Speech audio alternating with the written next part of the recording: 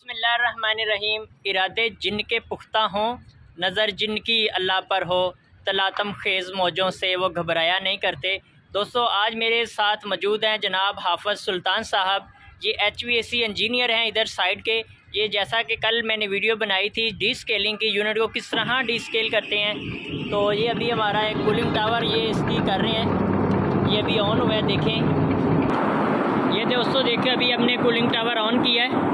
ये हमारी पूरी बिल्डिंग का जो है, ये एक ही कूलिंग टावर है। इसके दो ऊपर बड़े फ़ैन लगे हुए हैं जो कि जितना भी पानी का टेम्परेचर होता है इसको वो करते हैं, यानी ठंडा करते हैं पानी को।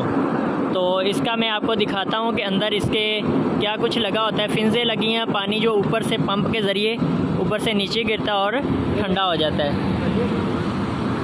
ये देखिए, ये इसके दो बड़े फ़ैन हैं, जिस तरह हेलीकॉप्टर के फ़ैन होते हैं, ताकि पानी ऊपर से गिरता है और पानी ठंडा हो जाता है और नीचे से आउट हो जाता है।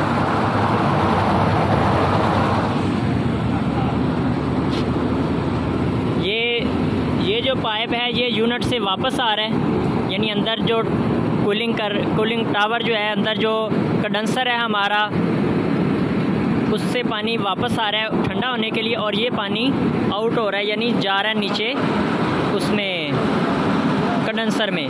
Shell and tube type condenser है हमारे। तो ये इनकी मोटरें अभी मैं आपको दिखाता हूँ।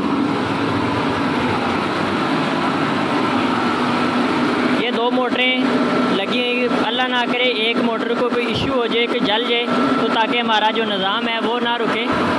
ये इसका कंट्रोल पैनल है सारा, इसके अंदर इसके DP ब्रेकर, ये 3 फेस मोटरें लगी हुई। ये फ्रेश एयर का यूनिट है।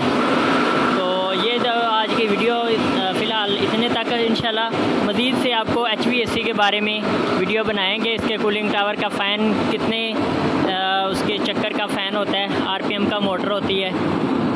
तो ये 10 टन के, इस पर भी इंशाल्लाह मुकम्मल वीडियो बनाएंगे। इसमें कौन सा कंप्रेसर है, कौन सी गैस है, कैसे काम करता है। तो इंशाल्लाह उम्मीद है कि आपको वीडियो पसंद आई होगी। प्लीज़ कमेंट्स और लाइक ज़रूर कीजिएगा, और चैनल को भी सब्सक्राइब कर लीजिए, ताकि नेक्स्ट टाइम HVAC के मुतल्लक जो भी वीडियो इंशाल्लाह आपको ज़रूर मिलेगी। बहुत शुक्रिया। अल्लाह हाफ़िज़।